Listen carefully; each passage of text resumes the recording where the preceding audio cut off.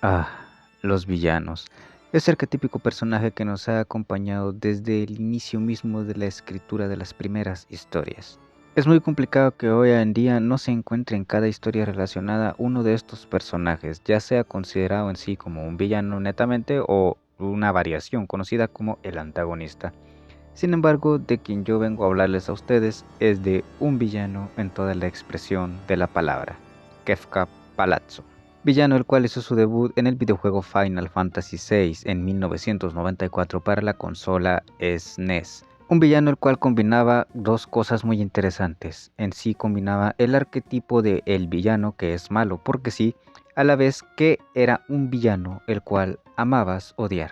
Hoy en día podemos encontrar muchos de estos villanos similares a Kefka Palazzo, villanos los cuales hacen tan bien su trabajo de malvados que todos los queremos y a la vez los odiamos. Pero Kefka no fue uno de los primeros, de hecho ya se habían estado manejando este tipo de arquetipos de villanos, como por ejemplo el Joker, que hoy en día es uno de esos villanos característicos que amas odiar. Sin embargo, Kefka compartía una cualidad la cual sería la que lo marcaría para siempre, tanto para la saga como para los videojugadores, los cuales tuvimos el placer o la desgracia de topárnoslo.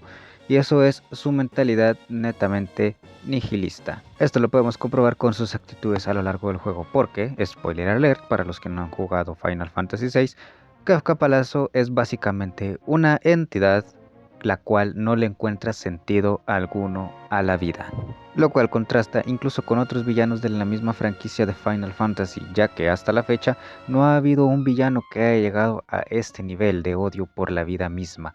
La verdad es algo que te hace temer más que alguien que tenga un pasado trágico. Y es que la verdad, Kefka no cuenta con un pasado como tal. Hemos visto otros grandes villanos, como el caso de Sephiroth o Kuya, los cuales tienen un pasado el cual explica sus motivaciones. Sin embargo, con Kefka, lo único que podemos llegar a enterarnos nosotros de su pasado es que era un soldado del Imperio de Gestalt, el cual fue sometido a el experimento con los Espers. Sin embargo, estos experimentos, al no estar perfeccionados, colmaron su cabeza y lo hicieron caer en la locura.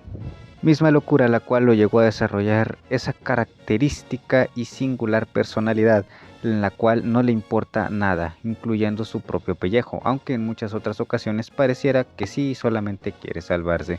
Sin embargo, al final de este videojuego podemos comprobar que Kafka era un nihilista en toda la expresión de la palabra, y se los explicaré en un momento.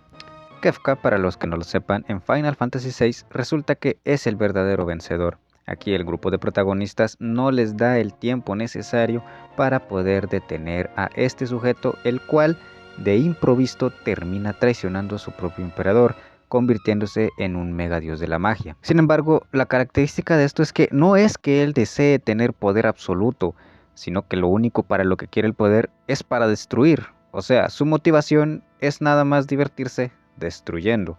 Él no busca ser poderoso para ejecutar alguna venganza. Él no busca el poder por ambición. Él no busca poder para ser considerado un dios. Él solamente quiere el poder para poder destruir. Y lo peor de todo es que lo consigue. Luego de esto pasa un tiempo en el cual Kefka gobierna el mundo destruyéndolo a mansalva. Él no tiene ningún tipo de piedad con nadie y esto sumerge al mundo en un gran cambio, el cual atormenta a toda la población sobreviviente luego del gran colapso del megacontinente volador. Y es aquí en donde vemos cómo Kefka puede llegar a ser interesante sin necesidad de tener un trasfondo extremadamente profundo o complejo, o tener un trauma el cual sea su motivación. Es que en sí Kefka no necesita motivación, él hace lo que quiere porque puede. Busca poder para destruir, no para satisfacer en sí alguna necesidad que él podría considerar banal, porque, como podemos ver en el final de la pelea, para él todo no tiene ningún sentido y todo debería ser destruido. Es así como llegamos a la parte final de la pelea, una vez ya destruido. En muchos otros casos, un villano que ha hecho todo lo que hizo Kefka y que ha llegado a tener esa gran cantidad de poder, en un momento de desesperación, simplemente empezaría a quejarse y a decir que no es justo y a explicar que sus motivos eran las mejores decisiones que podía haber tomado. Sin embargo, aquí Kefka no dice nada.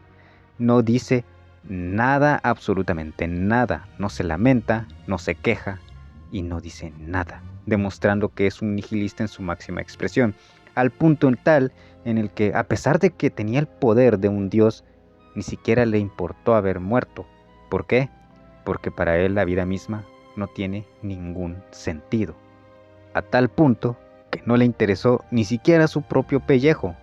Él murió y sin decir ninguna palabra, porque eso representaba su mismísima esencia, el hecho de que nada tenía sentido, ni siquiera su propia existencia. A Kefka nunca le interesó la vida de nadie. De hecho, él es uno de los personajes con más muertes registradas en los videojuegos de Final Fantasy, y él nunca se tentó el corazón, ni siquiera se lamentó por su propio deceso. Entonces podemos ver que la personalidad nihilista de Kefka llega a un punto en el cual no le importa nada más, incluso su propia muerte. Ya hemos visto también que hay personajes que necesitan de un trasfondo muy grande para poder llegar a ser carismáticos y queridos. Sin embargo, hay villanos como Kefka que no necesitan de eso. Villanos que simplemente con sus acciones y sus meros deseos pueden llegar a ser memorables. Aunque en este caso Kefka no tenía un deseo en sí, sino que un desprecio por la vida.